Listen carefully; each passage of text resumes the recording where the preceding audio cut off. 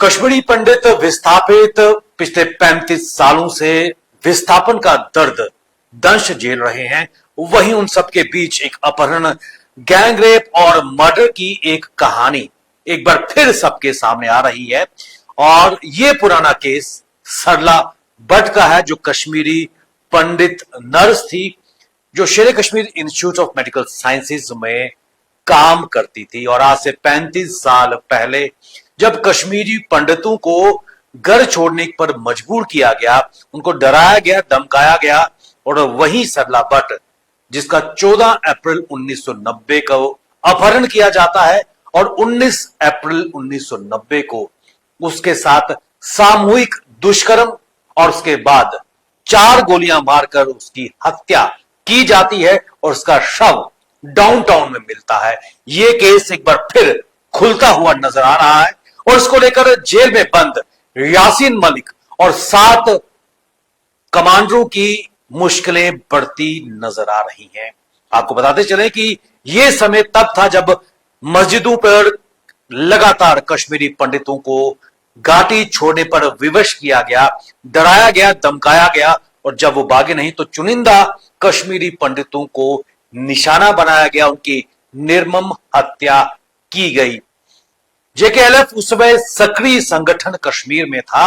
और आपको बताते चले कि सरला भट्ट का कसूर सिर्फ यह था कि उसने घाटी से पलायन के बजाय कहीं ना कहीं शेर Kashmir institute of medical sciences में जो बीमार थे उनकी सेवा का बीड़ा उठाया था, और बदले में उसे गोली मिली और सामूहिक बलात्कार की वो शिकार हुई। कश्मीर पंडित समुदाय पलायन की पीड़ा तो झेल रहा है, लेकिन पिछले 35 वर्षों में सरला भट्ट की जो कहानी है अभी तक फाइलों में सीमित होती नजर आई है, और अब पिछले 1 साल से ये खुलती हुई नजर आई है।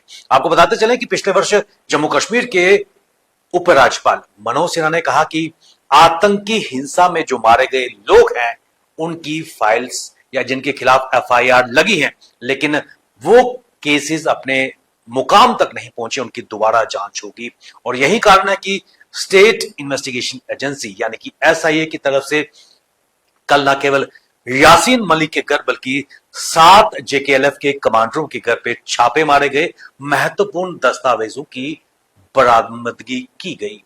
अनंतनाग की रहने वाली सरला भट्ट का केस इसलिए भी महत्वपूर्ण है क्योंकि यह रिप्रेजेंटेशन थी कश्मीरी पंडित समुदाय की कि किस प्रकार डराकर, धमकाकर और जब नहीं माने तो गोली मारकर उनको घाटी छोड़ने पर मजबूर किया गया। और ये त्रासदी, आज ये पीड़ा कश्मीरी पंडित समुदाय आज भारत के विभिन्न शहरों में उस पीड़ा को अभी भी महसूस कर रहे हैं। अपनी मातृभूमि को छोड़ने के लिए ये मजबूर हुए हैं।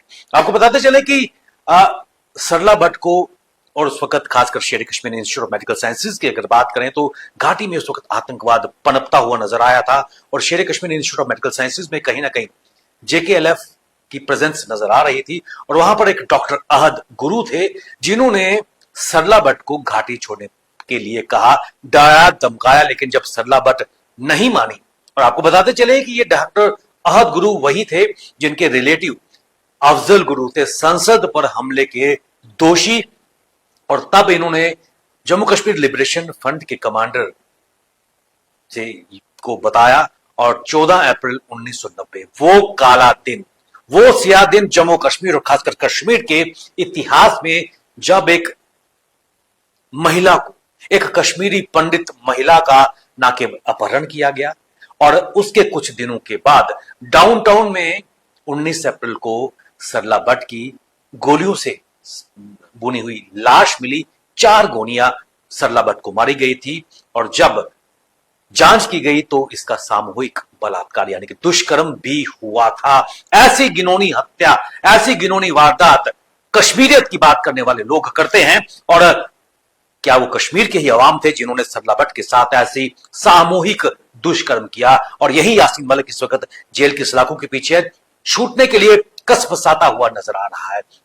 और जब सरला भट्ट के परिवार वालों ने उसकी शव यात्रा निकालनी चाही, तब उसकी शव यात्रा पर ग्रेनेड से हमला किया गया। उनके परिवार वालों को डराया गया, धमकाया गया कि उसका अंतिम संस्कार ना हो सके। ऐसी घिनौनी हरकतें उस वक्त की गई और यही कारण है कि कश्मीरी पंडित पलायन के लिए मजबूर हो गए, क्योंकि जब बात जान की आती है तो उस वक्त सब चीजें बेमानी होती हैं। लेकिन 35 वर्षों के बाद यह फाइल एक बार फिर खुलती नजर आई है, क्योंकि आपको याद होगा कि कश्मीर की काली हकीकत को बयां करती हुई कश्मीर फाइल्स की अगर बात करें तो उसमें भी सरला भट्ट का एक चरित्र प्ले किया गया था उस मूवी में। और यही कारण है कि आज कश्मीरी पंडित समुदाय की जो नई जनरेशन है, इस कहानी से रूबरू होना उनका बेहद जरूरी है कि किस प्रकार उनके जो पिछली जनरेशन थी, उनके पिता थे, उनके ग्रैंड पेरेंट्स थे, उनको किस प्रकार घाटी से पलायन होकर अपनी मातृभूमि छोड़कर बेघर होने पर विवश होना पड़ा और उसके पीछे कारण क्या थे और सरला भट्ट को क्या इंसाफ मिल पाएगा, यह सबसे महत्वपूर्ण बात है। क्योंकि ना केवल यासीन मलिक बल्कि जो 7 कमांडर इस मामले में दोषी हैं, क्या उनके खिलाफ बड़ी कार्रवाई की आवश्यकता है। कमेंट बॉक्स में अपनी राय दीजिए और क्या यह भी राय दीजिए कि क्या कश्मीरी पंडितों का घाटी में वापस पुनर्वास का सपना पूरा हो पाएगा या सिर्फ ये एक सपना ही बनकर रह जाएगा। बने रहिए आप हमारे साथ, हमें दीजिए इजाजत।